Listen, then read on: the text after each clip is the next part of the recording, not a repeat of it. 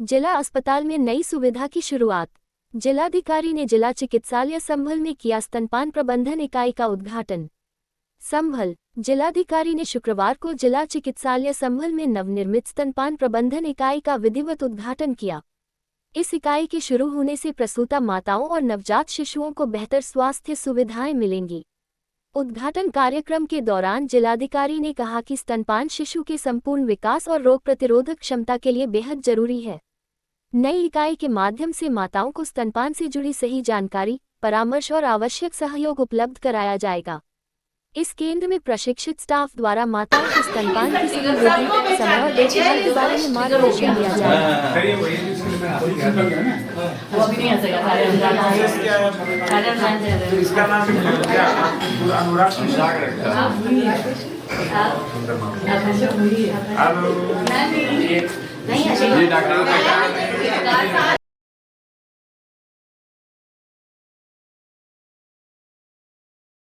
शासन की ओर से एक बहुत ही सुंदर पहल आरंभ हुई है, लैक्टेशन मैनेजमेंट यूनिट, जिसे एलएमयू कहते हैं। इसमें जिन माताओं के दूध अधिक आता है या जो माताएं अपनी इच्छा से दूध को दान करना चाहती हैं, ताकि ऐसी माताएं जिनके दूध नहीं आता है उनके बच्चों को वो दूध पिलाया जा सके, इस क्रम में आज शुभारंभ हुआ है। आज माघ पंचमी है, बसंत पंचमी है, तो इसका एक प्रोसेस है जिसमें सबसे पहले जो डोनर मदर्स होती हैं, जिनको डीएचएम भी कहा जाता है कि डोनर ह्यूमन मिल्क कहा जाता है, उनकी स्क्रीनिंग होती है। स्क्रीनिंग से पहले एक टेस्ट होता है, सेरोलॉजिकल टेस्ट। यदि सेरोलॉजिकल टेस्ट पॉजिटिव पाया जाता है तब उनके मिल्क का कलेक्शन होता है, फिर उस मिल्क की प्रोसेसिंग होती है, उसके बाद टेस्टिंग होती है और उसके बाद उसका पास्चुराइजेशन किया जाता है, स्टोरेज किया जाता है और अंत में डिस्पेंशन ऑफ मिल्क की जो कार्रवाई है उसकी व्यवस्था करने की, जिसके लिए डीप फ्रीजर भी आ गया है, सामान्य फ्रीजर भी आ गया है और जो ऑटोमेटिक बर्तन धोने की मशीन है वो भी आई है, स्टरलाइजेशन यूनिट भी यहाँ लगी है और सभी को ट्रेनिंग भी दी गई है और 2 यहाँ पे जो हमारी कर्मचारी हैं, एएनएम हैं, उनको भी यहाँ पर लगाया गया है। और ये जो एलएमयू है भविष्य में इन्होंने गर्भ संस्कार के रूप में भी किया है, ताकि माताएं कौन कौन सा आहार लें, क्या उनका विहार हो, क्या आचार विचार और संस्कार हो, इन सभी पे काम करने के लिए भी एलएमयू रहेगी। इस तरह से भविष्य में माताओं के लिए और उनके होने वाले बच्चों के लिए ये शासन का एक क्रांतिकारी कदम है जो सबके लिए लाभकारी होगा। यहाँ 1-2 गलत परंपराएं हैं। एक परंपरा ये है कि बच्चे को 6 दिन तक कुछ भी माता का दूध इत्यादि नहीं पिलाया जाता है और वो 6 दिन से पहले बच्चे को चाय पिला देते हैं, ये तक स्थिति है। तो उनको जागरूक करने के लिए और जो माता का जो पहला दूध है वह भी बच्चे के लिए उतना ही उपयोगी है जो 6 दिन के बाद का उपयोगी है। इसके संबंध में भी यहाँ पे जागरूक किया जा रहा है। तो एक तरह से ओवरऑल जो मदर केयर है उसके विषय में यहाँ से जागरूकता फैलेगी। साइबर सेल की बड़ी कार्रवाई। 1,07,00,000 के 509 गुमशुदा मोबाइल बरामद, मालिकों को सौंपे गए। संभल पुलिस अधीक्षक कृष्ण कुमार के निर्देशन में और अपर पुलिस अधीक्षक व क्षेत्राधिकारी आलोक कुमार के नेतृत्व में थाना साइबर क्राइम व साइबर सेल टीम ने बड़ी सफलता हासिल की है।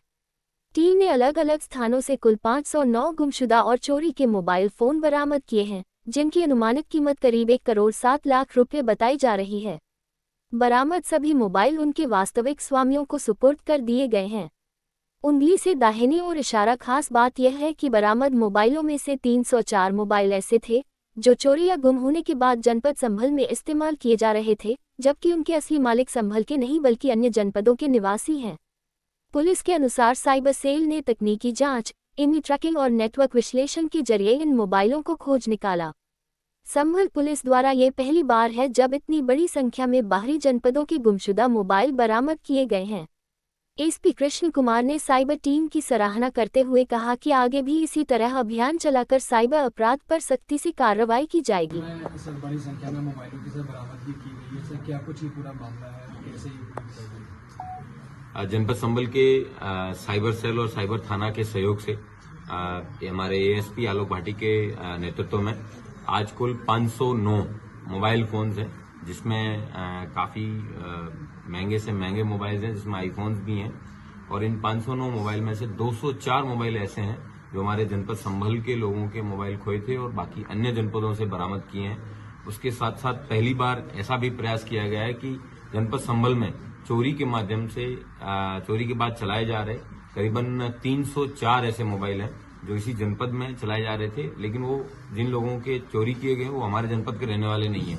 लेकिन आज के दिन भारत सरकार के जो central equipment identity register portal है, CIR पोर्टल, उसके माध्यम से तकनीक इतनी एडवांस हो गई है कि अगर कोई व्यक्ति चोरी करता है और फोन चोरी करने के बाद उसमें सिम कार्ड डालता है तो और जो कंप्लेनेंट है अगर वो CIR पोर्टल पे या हमारे साइबर थाने पे या पुलिस अधीक्षक कार्यालय या थाने पे अगर शिकायत देता है इस बाबत, तो CIR पोर्टल पे तुरंत उस मोबाइल को रजिस्टर किया जाता है, उसका IMEI भी ब्लॉक कराया जाता है और जो भी मोबाइल सिम उस मोबाइल में डाली जाएगी वो तुरंत पुलिस को उसका अलर्ट जनरेट होता है और उसके बाद पुलिस रिकवरी की कार्रवाई शुरू करती है।